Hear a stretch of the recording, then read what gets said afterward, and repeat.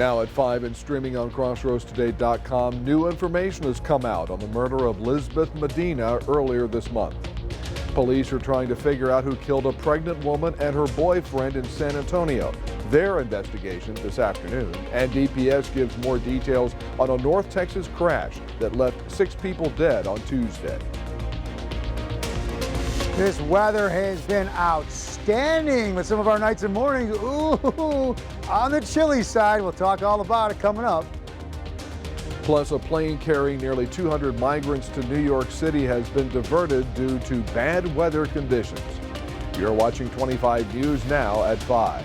Good afternoon. Thanks for being with us. I'm Don Brubaker. Karina Garcia has the day off.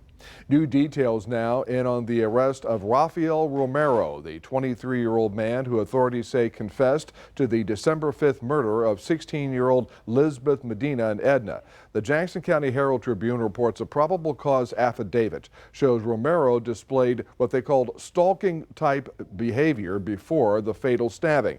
Lisbeth's phone was active in the days following her death, and information from her phone led police to Schulenburg, where Romero was taken into custody. He was found to have Lisbeth's wallet. Romero is at the Jackson County Jail on $2 million bond. An immigration hold based on his expired visa makes him ineligible for bond. El Campo police took 34-year-old Ryan Reyes into custody late last week. Reyes faces 9 charges, including abandonment and endangering a child, burglary of a building, and evading arrest. Reyes is in the Wharton County Jail in lieu of $70,500 bond. There are 3 candidates in the Lavaca County Sheriff GOP primary. The Hallettsville Tribune Herald reports Micah Harmon is seeking his 3rd term as county sheriff. Anthony Vaccaro of Yoakum is now the director of operations for the sheriff's office. Stephen Greenwell of Hallettsville was Lavaca County Precinct 1 Justice of the Peace before he resigned. The Lavaca County GOP primary is March 5th. No Democrats filed to run for sheriff, so the GOP primary winner will serve as Lavaca County's next sheriff. U.S. Customs and Border Patrol officers in Laredo found meth and cocaine worth more than $10 million in a tractor trailer last week. KSAT reports the drugs were seized at the World Trade Bridge after a tractor trailer was referred to a secondary inspection. The tractor trailer was supposed to be only hauling fresh cut flowers in a refrigerated unit, but officers found more than 1,000 pounds of drugs inside. Homeland Security is investigating the case. And now let's take a first look at your First Warn Storm Team forecast. Meteorologist Howie Gordon joins us now with a look at what's going on outside. Howie, you've heard me use this phrase before. This really works today. This was Chamber of Commerce weather day here. I think this is anything weather. I mean, maybe not warm enough to go to the beach and jump in the ocean, but just perfect weather for being outside, having a picnic, walking around, shorts on. I mean, beautiful weather. I wish we could bottle this up every day of the year. We pretty much have that around here other than when we get hot. But the thing about it is, hey, as warm as we're getting, at nighttime, yes, we could drop down, lack of cloud cover, still a flow of cooler air dropping down from the north. We could see the 30s, and then even by Friday night, hey, we could be getting close to freezing in some portions of the remote viewing area, remote area, away from the water for that matter. But the days looking pretty good with temperatures in the 60s, maybe even flirting with 70 with ample sunshine. Overnight, dropping down to 37 degrees. And then for tomorrow, here's what we got to look at, 60 and sunny. So that's not too bad. So we're dealing with some cold nights and mornings. We'll touch more on that coming up very soon, Don. Howie, thank you. A pilot is dead after his plane crashed into a home in East Dallas Tuesday. State troopers responded to this residence in Van Zandt County, east of Dallas, yesterday evening around 6 p.m. after reports of a plane crashing into a home. When police arrived, they found one person dead inside the single-engine plane. Nobody had been home during the crash and no other injuries were reported. The name of the pilot has not been released to the public. A 2-vehicle crash on a North Texas highway killed 6 people and critically injured 3 others. Authorities said Wednesday that Tuesday's crash near Fort Worth happened when a southbound pickup truck driven by a 17-year-old entered the northbound lanes in a no-passing zone and crashed head-on into a minivan. The crash killed 6 people in the minivan. 5 of the passengers who died in the vehicle were from Georgia. A 7th passenger in the van and 2 17-year-olds in the truck were transported to the hospital. An investigation into the discovery of a pregnant teen and her boyfriend's bodies discovered inside a car is taking place in San Antonio. Here's the latest on what police have discovered. San Antonio police officers swarmed this apartment complex on the 5900 block of Danny K Drive, believing they found the bodies of a soon-to-be mom, 18-year-old Savannah Soto, and her boyfriend, who family says is Matthew Guerra. We were supposed to celebrate Christmas with her and the baby. All she wanted was that baby. I think she was meant to be a mom. Soto's sister-in-law, Joanny Wasil, says when Soto missed her appointment to be induced Saturday, they knew something was wrong. Authorities issued a missing persons alert Monday. Wasil explains a tip through Facebook led them to this gray Kia. Horrible. So confusing, so difficult. That confusion and emotions boiled over at times as families of both Soto and Guerra waited for word from authorities. When Police Chief William McManus did speak, not much clarity was given. It was a very, very perplexing crime scene. And detectives right now are looking at this as a possible murder, but we don't know for sure. He adds they think the bodies are Soto's and her boyfriend's, but that he wouldn't confirm that until the medical examiner did, although families on both sides were notified. But they were shot. I'm not sure where. I did see blood in the car when they opened it. The chief also didn't mention a suspect, any type of murder-suicide situation, or if there was a weapon in the car. Still tells us now all her family wants is answers while they try to move forward. Grieve to organize the funeral of 2, Vanna and the baby. John Paul Barajas, KSAT 12 News. A flight carrying migrants from Texas to New York had been diverted to Philadelphia Tuesday due to weather conditions. Around 200 migrants had been on the flight. Authorities are currently working to help them reach their final destination. Buses transported the migrants to New York City. This comes after New York City's Mayor Eric Adams addressed the influx of migrants earlier Tuesday. He said Governor Greg Abbott wants to destabilize cities and send migrants to the city. A top U.S. delegation is meeting with Mexico's president about the migrant surge at the southwestern border. The U.S. team is headed by Secretary of State Antony Blinken, who arrived in Mexico City today. Mexico's president said he is willing to help limit the surge like he's done before, but added he wants to see progress in U.S. relations with Cuba and Venezuela, which are 2 of the top sources of migrants. Mexican industries were stung last week when the U.S. briefly closed 2 vital railway crossings, arguing that Border Patrol agents had to be reassigned to deal with the surge. Here's some of the top headlines you can read in the Port Lavaca Wave. The widening of the Matagorda Ship Channel is facing a setback after a miscalculation was found in how much material was needed to be dredged from the channel. Plus, the Calhoun County Commissioners Court approved several amendments to the county's budget in a meeting on December 6th. You can read these stories and more at theportlavacawave.com. Remember to subscribe to our YouTube channel, Crossroads Today. Hit the like button and click the notification bell so you can see Crossroads Today on YouTube. Stay with us. Gypsy Rose Blanchard is set to be released from prison this week. That's straight ahead on 25 News now at 5. Also ahead, travelers in the central part of the country are facing dangerous blizzard conditions as they take to the roads and the skies.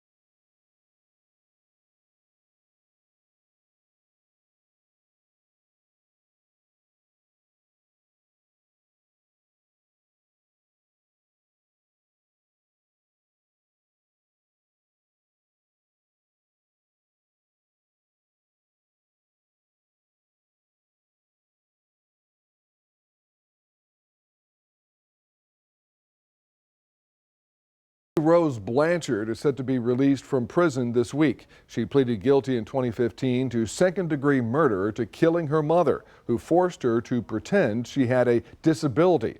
Blanchard testified that she convinced her boyfriend at the time, Nicholas Godejohn, to stab her mother to death. He is serving a life sentence for first-degree murder. Blanchard is scheduled for release Thursday after serving 7 years of her 10-year sentence. An update on the FDA investigation into the illnesses linked to cinnamon applesauce pouches. The FDA said lead contamination may have been an intentional act, and those responsible will be held accountable. They found lead levels in cinnamon over 2,000 times higher than the proposed standards in an inspection conducted in an Ecuador facility. But the cinnamon had been supplied by another company.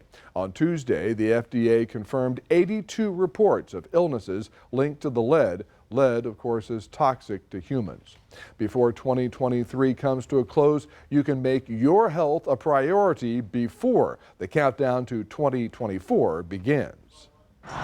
If your 2023 health goals didn't quite turn out like you hoped, it's not too late. The end of the year can be a good time to check in with yourself and make sure that you've done all the things that you need to do to keep yourself healthy. Dr. Lisa Lamond with Mayo Clinic says first on your year-end checklist, if you haven't done it already, go ahead and get an appointment for a routine wellness exam. They're going to do a full physical exam.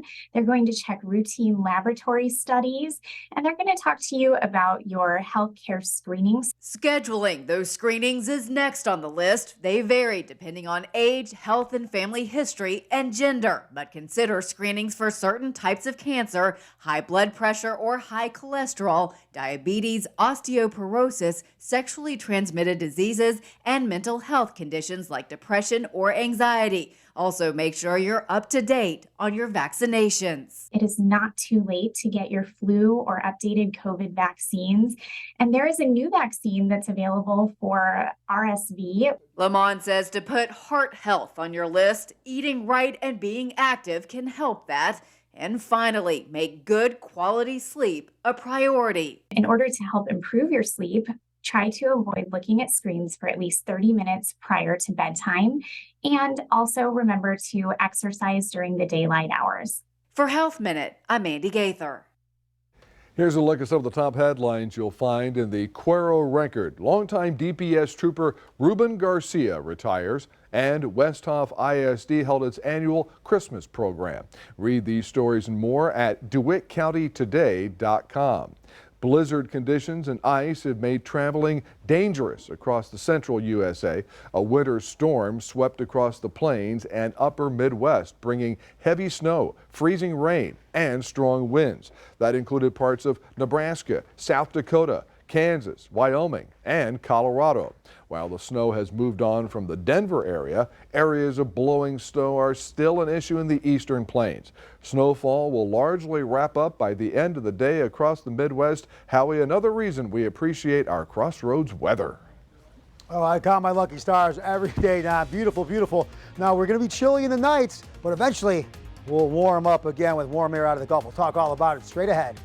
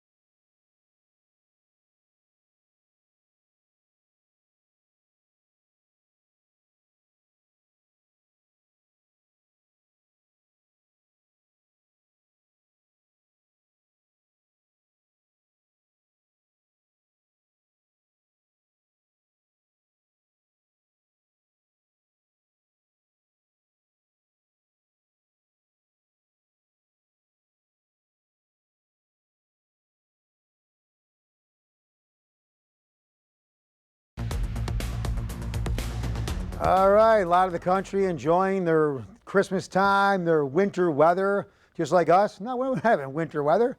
We were in the 70s again today, New Year's Eve day, 75 degrees. Hey, I'm not complaining at all. So a couple breezy days, cool nights and mornings, maybe even considered cold, but the days have been on the nice side, and we should keep that trend going for much of the week. I said it a moment ago, okay, 70 degrees above where we're supposed to be.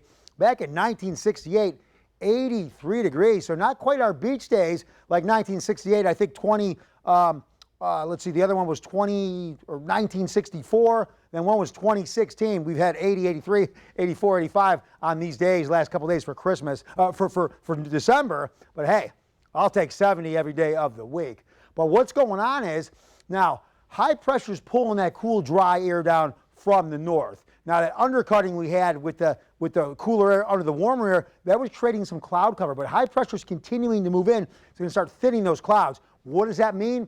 More sunshine, warmer days, but then we're not able to keep the nights on the warmer side in the mornings because that heat's escaping into the atmosphere without that cloud cover. This is what we have. We can see temperatures dropping down into the 30s. I think the chilliest night could be Thursday or Friday night, where we could see some spots in the crossroads. The further you get away from the water, hey, we might see some temperatures dropping down near the freezing mark. For now, this graphic wants to give us mid to upper 30s, chilly either way, but potentially we could see 30, 31 degrees, again, in the remote areas away from the water come Thursday and Friday night. Now, these rebounded a little yesterday on the coast, but high pressure is continuing to move in, continuing to drop that cool, dry, sinking air down out of the north and northwest. And here's what we got. So low moisture. Again, that doesn't help with the overnight temperatures. They're going to fall potentially into the 30s. Again, without the moisture, though, during the daytime, sun's able to heat us up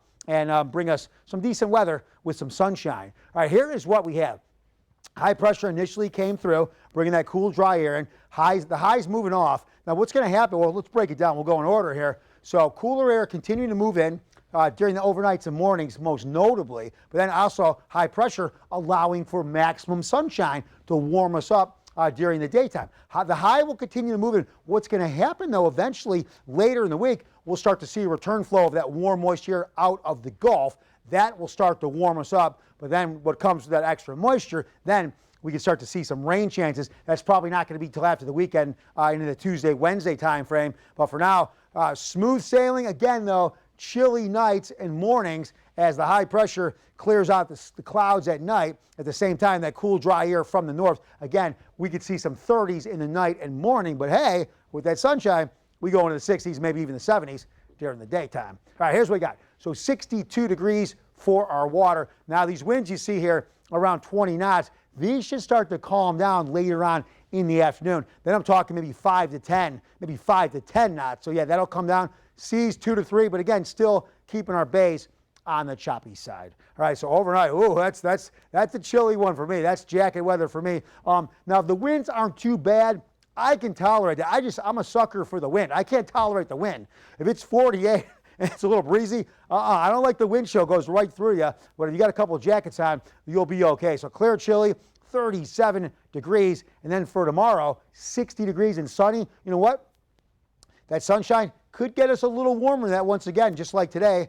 I think I only called us for maybe low to mid 60s, say, hey, and we hit 70 with that extra sunshine. But looking ahead, here is what we have for New Year's Eve, looking pretty good, 71 degrees. But then a boundary similar to Christmas Eve, we got knocked down Christmas Day, and then New Year's Day we get knocked down. But you know what? Those temperatures are still not too bad, but maybe some rain chances then by next week. For more weather, news, and sports, you can go to our app. That's at crossroadstoday.com, and that is free with any Android and iPhone. And now we go back to Don. Howie, thank you. And coming up next on 25 News Now at 5, we'll take a look at your stocks. Plus, for those wanting to get Apple's hottest new smartwatch, you might have a chance.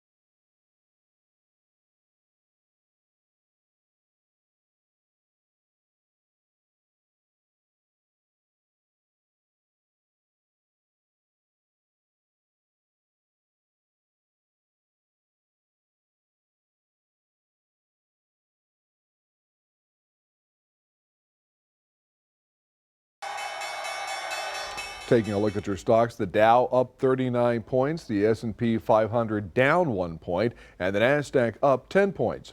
Oil down $1.62, closing at $73.95 a barrel. A U.S. International Trade Commission order has prevented Apple from importing the latest model of the Apple Watch and Apple Watch Ultras to the U.S. because they violate patents registered to another company. Now that import ban has been temporarily blocked. The watches have been removed from Apple's online store and physical store shelves earlier this week. Apple did not immediately say whether the Apple Watch would go back on sale at its stores. The company's fix for the affected Apple Watches is expected to take place by January 12th. Here's your viewer poll this afternoon. Scan that QR code on your screen to vote. Here's the question. Do you own or were you planning to buy one of the affected Apple Watch models? Yes or no? We want to hear from you. Come to crossroadstoday.com/vote to take part, and I'll have an update on 25 News Now at 6. U.S. home prices hit another record high in October, rising for the 9th straight month. New data released Tuesday shows the October prices went up 0.6% from the month before. Compared to a year ago, there was a 4.8% annual change in October from the year before. This is an acceleration of home prices with historically low inventory and mortgage rates at their highest levels in 23 years. Stay with us. We'll take one last look at your forecast. Plus, a toddler in North Carolina invokes pure chaos after opening everyone's Christmas gifts at 3 in the morning. And now here's a look at what's coming on World News Tonight right after 25 News Now at 5. Coming up, millions in the Northeast on alert for flooding as a powerful storm barrels up the coast.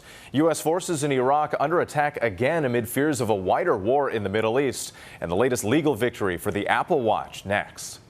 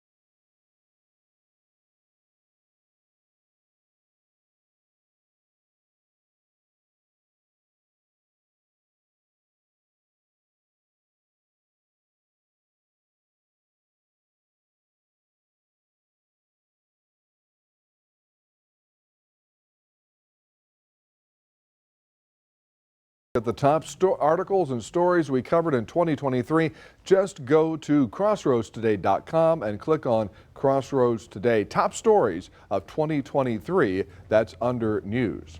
And finally this afternoon, a toddler nearly ruined Christmas for one North Carolina family. The parents woke up on Christmas morning and found that their 3-year-old had opened every present under the tree. The dad posted the aftermath of the night's events on X, formerly known as Twitter, and it got over 6 million views.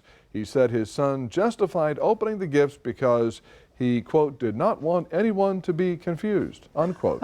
Well, I understand that, but you know, there are reasons that they have these things on gifts called tags. And so you can read the tag and find out. How old was he? He was 3. Now, some people can read that early, you know. Yeah. What I've seen, though, like some people that have pets that can't help themselves, they actually put the gifts in like a big plastic clear canister because the dog will rip them all wide open. Oh, yeah. Well, that, of course, the dogs can't read either, but so that's a problem. Most of them, no, I agree with you completely, Don. Yeah, I mean, there are studies that show that. Anyway. Well, that's a great story, and like you said, a tremendous amount of views. Now, I guess, did you like today's weather? You know, if you put this kind of weather on X, you'd get a lot of views. People all around the country would be coming here in droves if they could get, you know, planes through all the snow. They could drive out of their driveway. Yeah. I got trapped in my driveway one Super Bowl Sunday. Yeah, this weather is what the rest of the country would pay big money for. Now, overnight, though, that's a different story. Hey, we're without that cloud cover, and we're still getting that cool, dry air getting sent down from the north. Hey, some nights getting dropped down into the 30s, potentially by Friday, maybe some freezing spots in the viewing area. But 37 tonight for us. Then for tomorrow, 60. I like that with some sunshine. Looking ahead, I know some chilly nights and evenings, but some of those days looking good, Don. Thank you, Howie, and thanks for being with us. We'll see you back here tonight for 25 News Now at 6. World News Tonight is next.